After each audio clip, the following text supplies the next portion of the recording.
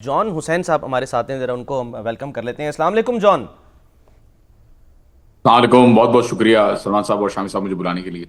John साहब, अब यहाँ तो ये खबरें गर्दिश कर रही हैं कि कोई ना कोई बातचीत बिलवास्ता सही और हो रही है, राब्ते हो रहे हैं। तो ईरान में क्या इस हवाले से खबर है आपके पास?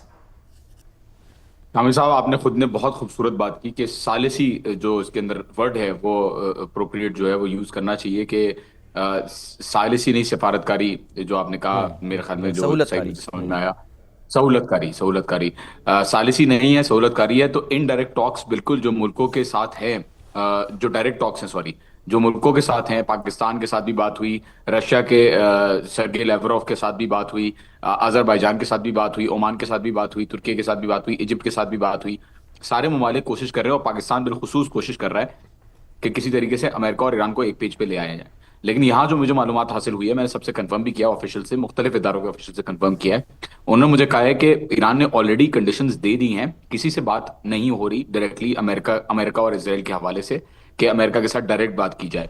बैकडोर चैनल्स भी बंद हैं इस वक्त। जो बैकडोर होता है कि मतलब बात करके, आप जाहिर है आपको तो बेहतर पता है, लेकिन जो पीछे से जो बातें चल रही होती हैं वो भी, अब पीछे से भी बातें जो है वो नहीं हो रही। और बिल्कुल कोशिश की जा रही है, लेकिन कोई भी मुस्बत इसके अंदर जो रिपोर्ट्स हैं वो नहीं है, क्योंकि कालीबाफ साहब ने खुद तो एक्सप्रेस किया है और अब अब्बास अरागची ने खुद भी ट्विटर पे भी पोस्ट किया है कि कोई निगोशिएशन नहीं होंगी। लेकिन जो ओवरऑल पॉलिसी है वो मुस्तफा खामनाई, आयतुल्लाह मुस्तफा खामनाई की जो पॉलिसी है कि अड्डे खाली किए जाएं और दूसरी जो शराइत हैं वो जो है वो ऑलरेडी सेट कर दी है अमेरिका के लिए। तो उसके और हमले अभी तक रुके नहीं है। बाय द वे, अभी भी दिमोना के ऊपर जब मैं आपसे बात कर रहा हूँ तो मेरे पास अलर्ट आया कि दिमोना के अंदर हमला कर दिया है। 79 वेव्स जो है वो लॉन्च हो चुकी हैं अभी तक। तो हमले ईरान ने भी नहीं रोके, हमले अभी तक चल रहे हैं। बाकर कालिबाफ साहब जो हैं वो तो इसको कह रहे हैं ये सब फेक न्यूज़ है, और कोई जो है जो आपने भी कहा जा रहा है वो कह रहे हैं कि ये तो डोनाल्ड ट्रंप ने इसलिए किया, ये खबर भी दी कि जी ताकि जो ऑयल प्राइसेस हैं वो नीचे आ सकें। और जैसे कि मैंने आगाज़ में बताया कि ठीक 2 घंटे पहले ट्वीट किया था, यानी मार्केट खुलने से पहले डोनाल्ड ट्रंप ने, ताकि और उसके बाद हमने देखा कि उसका असर आया। वो अलग बात है कि अब प्राइसेस कुछ दोबारा ऊपर चली गई हैं, $100 पर फी बैरल से तजावुज़ कर गई हैं। नहीं, अब तो ये कोई एक बिजनेस भी सलमान बन साहब, गया आपने ना। बहुत अच्छी अब देखें जॉन, यहाँ तो ये है कि उधर प्रेसिडेंट ट्रंप ऐलान करते हैं कि भाई ये बातचीत, यानी हमने जंग रोकी है, हमला नहीं करेंगे। और 1.7 ट्रिलियन डॉलर जो है उसमें इजाफा हो जाता है स्टॉक एक्सचेंज। बिल्कुल। और तेल की कीमत जो है वो 15% नीचे गिरती नीचे है। चली जाती है। और फिर उसके बाद जो दूसरी खबर आती है तो फिर उसमें एक इजाफा हो जाता है। यही तो सवाल है, फिर जो कालीबाफ इसमें साहब जो कह रहे हैं। गेन हो रहा है, हाँ। यानी ये भी कहा जा रहा है कि प्रेसिडेंट ट्रंप और उनके हवारी जो हैं वो तो इससे फिर माल बना रहे हैं। यानी दौलत जो है उनकी इजाफा हो रहा है उसमें। हाँ जी जॉन। जी, बहुत अच्छी बात की। सलमान साहब ने भी बहुत अच्छी बात की कि 2 घंटे पहले ट्वीट किया। देखिए, जो डी डॉलराइजेशन का खदशा है अभी अमेरिका को, कि डॉलर जो पेट्रो डॉलर के ऊपर 1974 के अग्रीमेंट के तहत सऊदी अरब के साथ, दूसरे ममालिक के साथ जो अग्रीमेंट किया था कि डॉलर में ट्रेड होगी, स्ट्रेट ऑफ हॉर्मुज पे वो इफेक्ट हो रहा है।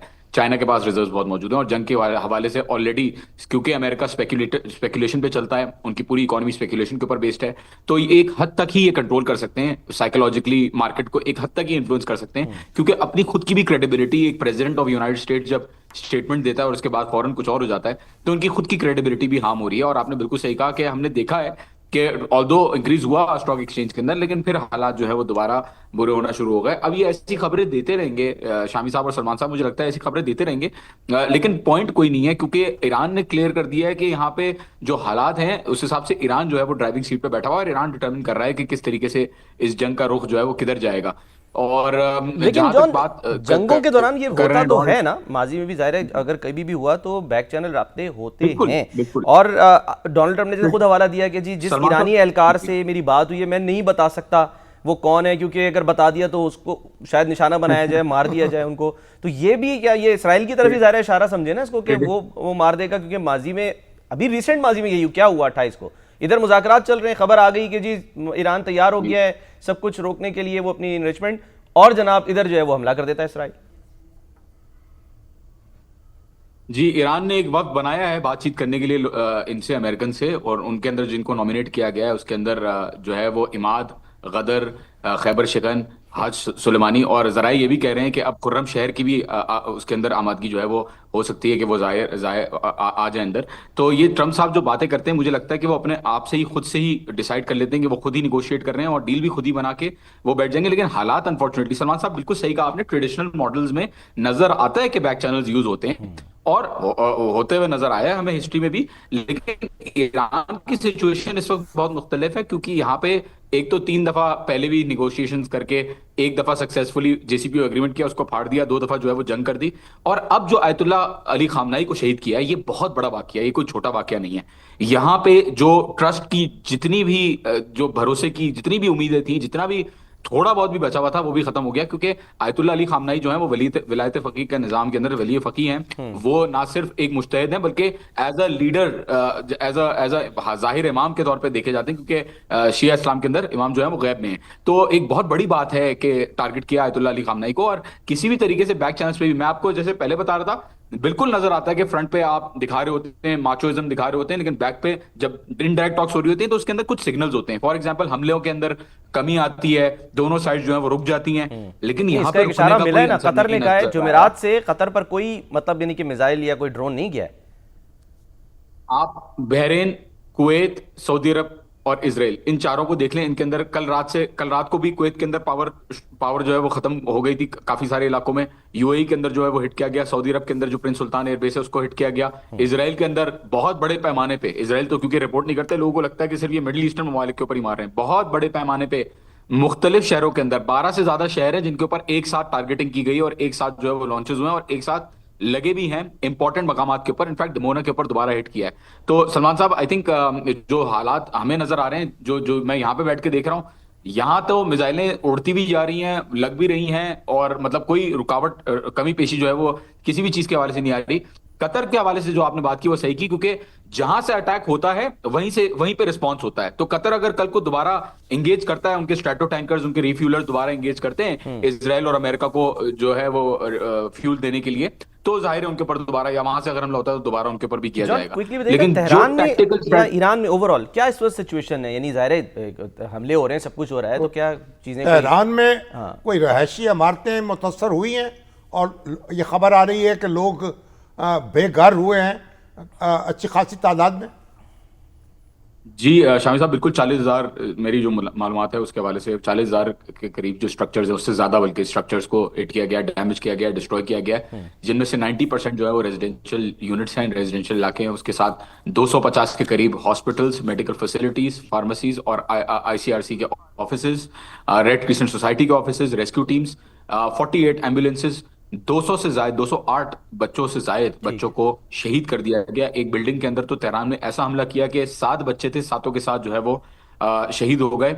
और बिल्कुल हमले जो है वो इसराइल और अमेरिका कर रहे हैं, और शिद्दत के अंदर बहरहाल जो अटैक किया, दिमोना के ऊपर जो अटैक किया और आहत के ऊपर जो अटैक किया, उसके बाद वो जो अटैक था वो बड़ा खतरनाक था। उसके बाद इतने ज्यादा हमले नहीं हुए। उसके बाद सिर्फ खुर्रमाबाद के अंदर और इस्फहान के अंदर जो जो गैस स्टेशन है और जो अथॉरिटी बिल्डिंग है गैस की, उसके ऊपर हिट किया गया।